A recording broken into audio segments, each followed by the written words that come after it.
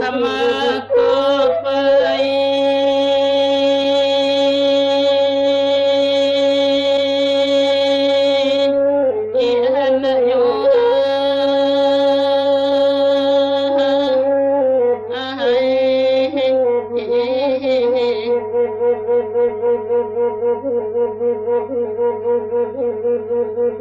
Singalah tanahnya tinggi jatuh kasih ya badarai darai basambai sansai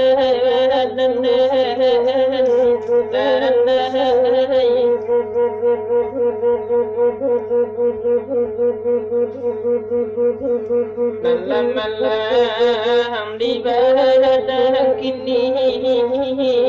raka putih kita sampai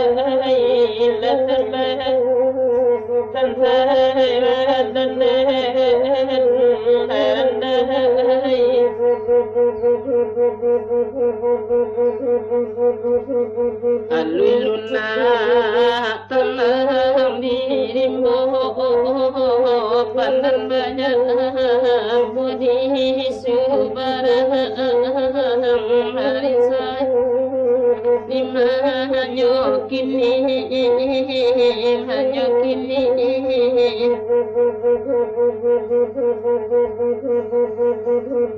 nambah galuh sayang yo ibu hadan mata muka kana harisah hanya kini harisah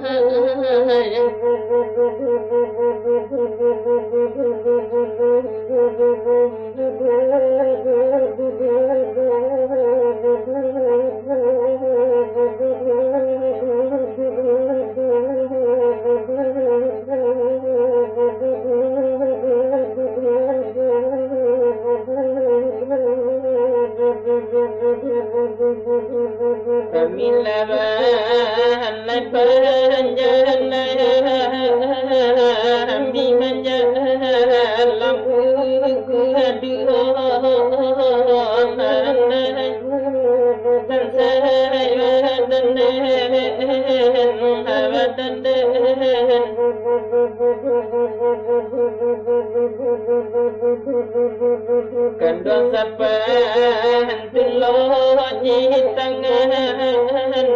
Tino dati ya takkan jion harisa sansai badan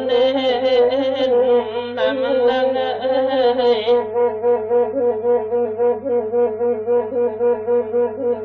naman nurun jalani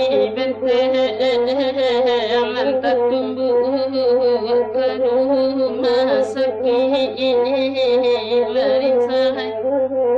imahnya kini halaman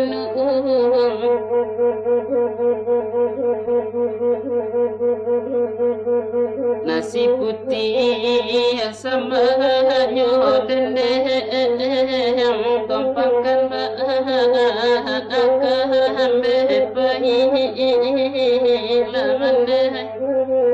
tolong sampaikan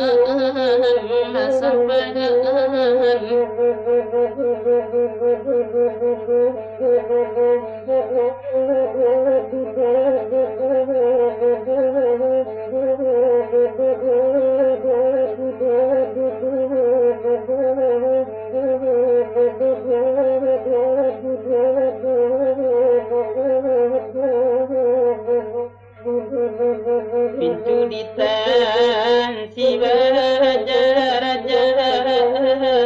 pintu nandu obatan tangan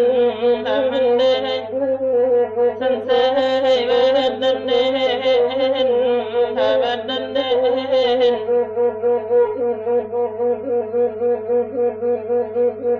lapegana hatina antara ada sama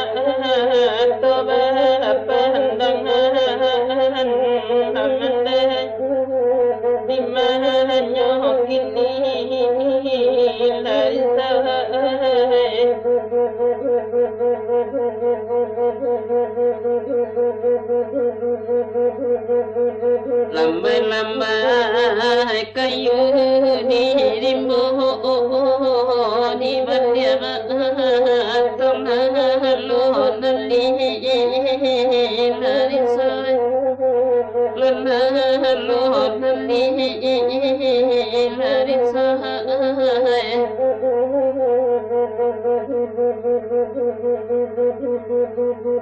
bagai-bagai dayunan tibo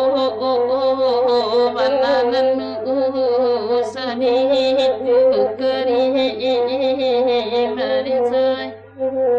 tolong sampaikan hamandai